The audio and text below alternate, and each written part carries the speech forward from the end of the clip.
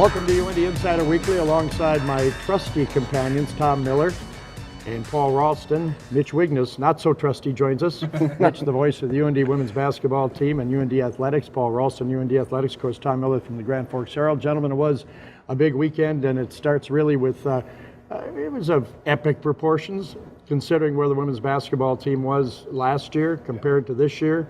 Near the bottom last year. If it wasn't for Weber State, they would have been on the bottom last year. Now they're on top this year. Mitch, just capsulize what went on over the weekend to get a share of that championship and how big that is. Yeah, a pair of road wins are always big in the Big Sky, but you look at who they beat. They beat Eastern Washington. That's a team that's 12-2 in their home court coming into that game, and I think it was senior leadership. Maddie Buck had probably the play of the year.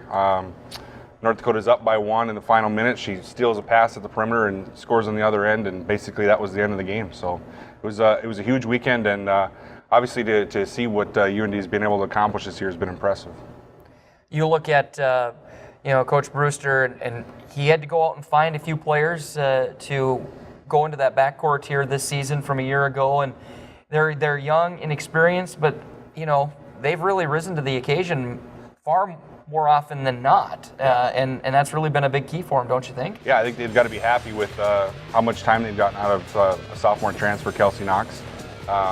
Came off the bench to start the season, but then when they lost Megan Lauk, she was able to insert herself in the starting lineup, and they've been a different team ever since. And you have a true freshman to come in to run the point as well, and Leah Zabla, and completely different backcourt, and I think they've been key to the success this year. They finish off at Southern Utah, and that could be a prelude to the championship game, perhaps, or the playoffs. It'd be 1 and 2, either way you look at it. Right. How big is that to maybe establish something right away here? Yeah, obviously that's if UND wins that game, they host the tournament. A couple other things could go on where they could lose and still host the tournament, but obviously you look at the game itself, it's probably going to be the number 1 versus the number 2 in that game. So obviously a preview to what could be the championship game. Men's women's basketball on top of the Big Sky Conference finish off on Thursday at Southern Utah. The men's basketball team, I know Tom wants to talk about this. He was watching on his phone or on his computer when Troy Huff put in that game-winning basket on Saturday. I mean, you couldn't stage it any better than that. And this team that kind of has a few ups and downs right now is up, right? Yeah, it was a fantastic finish to senior day, having Troy Huff hit that shot, and it was that highlight that they've played now online a bunch of times. It's kind of funny to go back and watch and see all the celebrations that occur at that final moment. I know I listened to on the way back from St. Cloud. Brad and I listened to Paul's call of that play, and it was a good call. What did you think? Well, you weren't excited, were you? Yeah, not at all. One of the first thing that came to mind was Patrick Mitchell doing it against Utah Valley just a couple of years ago. It's funny how well senior days have gone for this men's program under Coach Jones. They've really responded and had pretty good success on the final day, or one of the final days for the seniors, and it was an odd day in the fact that Troy Huff was in foul trouble. He's rarely in foul trouble, and he had to come off the floor for long stretches of the game. He had a good stretch early in the second half that really got North Dakota going offensively. But then he was called upon late in the game after having to sit for a good portion of the second half as well, and to have him hit the shot maybe was cathartic maybe for him, just for his senior day the way it had gone previously to that point. 14 points in the second half. I mean, that's stepping up, as Coach Rich Glass used to say. Well, with they needed that. With Josh Schuler going down with an injury, taking a really hard foul, they needed somebody to step up, I think. You look at the men right now too, Tim. It's they got a big one on Tuesday night with Northern Colorado. They still have a chance at possibly getting the 2 seed. We know the tournament's going to be in Ogden, Utah at Weber State. Hopefully that this team continues to trend upward going to tournament time. That's been the case in previous years. Hopefully that continues to be. It's going to be a big opportunity here these next couple of games with Northern Colorado and Southern Utah to finish up the season. So the Big Sky is a pick 'em this year, really, when you get to the tournament. You never know what's going to happen. All right, we tape this show on Monday. They'll be playing on Tuesday. You won't see this till Wednesday, so we don't know the outcome, obviously, of the Northern Colorado game. Then they finish up against Southern Utah. Now, the UND women's hockey team, behind Megan Dufault's goal in overtime, beat Bemidji State to sweep the WCHA first-round series and get back on track a little bit. Tom, do you think they're back on track? They've got all their Olympians back, and they've got a full roster heading into the tournament this weekend against Wisconsin. Well, they've did the most important thing and got the win.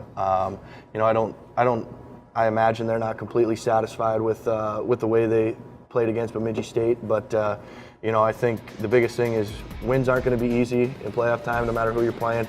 And UND right now just needs to win games, because in order to get into that NCAA tournament, they're going to have to win games, and it's going to take 4 or 5 more here. Well, the problem is playing Wisconsin is going to be similar to playing Bemidji State. It's not like Minnesota, and they're going to face the trapping and the slowdown and everything else that they faced against Bemidji State. Maybe it was a good prelude for that. Absolutely, and it looks like, I was just going to add too, Tim, that I read on Brad Schlossman's blog that it sounds like UND has settled on a goaltender moving forward. It seems like Shelby Benzie from Warroad has kind of assumed the lead role in the pipes, and so they're going to have to be very good in front of her, because Wisconsin won't give you very much here on Friday, and as you mentioned, you got to be patient.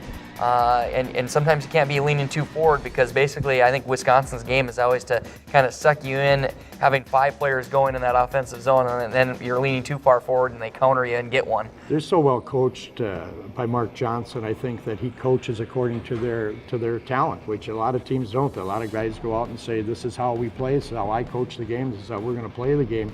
I think Mark Johnson adapts to whatever talent he has, and the talent he has right now is not as good as he had as far as offensive talent in the past. So they're going to find themselves in a defensive struggle again.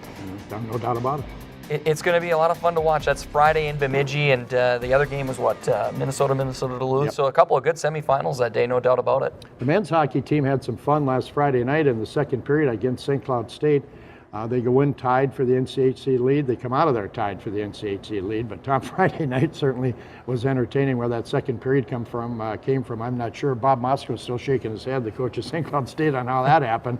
But I thought it was as much North Dakota as it was St. Cloud not being very good. Right. Well, I think St. Cloud they weren't tying up guys in front of the net. I think, people had all day to put home some rebounds, and Fairher was leaving some rebounds, St. Cloud State's goalie. I think this Saturday night, that was a lot tougher to come about. A lot of UND shots came from the perimeter. That was the difference between Friday and Saturday night. Of course, I wrote about UND's great explosive offense on Friday. So Saturday they come back and score 1 goal. That's how that goes. It was a little odd, I thought, on Saturday night, because it's the first time in a long time that the entire team wasn't on the same page, I don't think. There were a few guys that they count on to have big games that just weren't as good as they've been.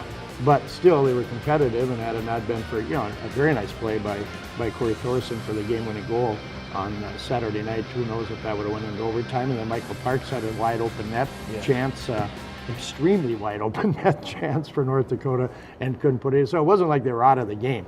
This weekend, Western Michigan, your thoughts on that one? We went to Western and swept them, but they're as tough a team to play as any team in the league. I think it's going to be similar to Saturday, where Western might not have a very explosive offense, but they don't give you anything easy. You have to earn everything.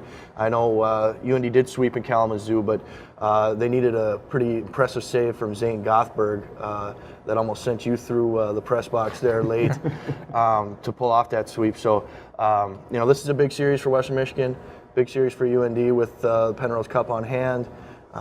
Should make for interesting hockey. How do you think that will affect the team? It's senior night. Obviously, there's only a couple of seniors on this team, but 3 seniors, as a matter of fact. But chance to play for a champ. I think that plays into it now. I don't think it did before, but I think it does now. Yeah, I think it's in everybody's mind to some extent, but I think also, like St. Cloud State coach Bob Motzko talked about after the game, is that the entire league does have further aspirations than that league championship.